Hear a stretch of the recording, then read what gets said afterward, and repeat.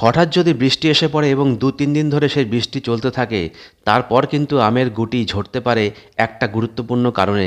সেই কারণটা হলো ছত্রাকের আক্রমণ। কারণ যখনই জল শুকোতে শুরু করে গাছের গায়ে বা বোটায়, তখনই কিন্তু ছত্রাকের আক্রমণ ঘটে এবং ছত্রাকের আক্রমণ ঘটলেই কিন্তু গুটি হলুদ হয়ে ঝরে পড়বে।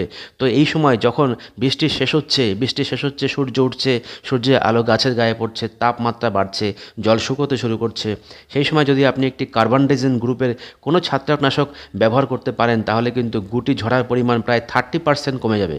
তো সেক্ষেত্রে আপনি একটি গুরুত্বপূর্ণ ছত্রাকনাশক হিসেবে সাপকে ব্যবহার করতে পারেন। যদি আপনার কাছে সাপ থেকে থাকে, তাহলে আপনি 1/2 গ্রাম পার লিটার হিসেবে জলে মিশিয়ে সারা গাছে স্প্রে করে দিন।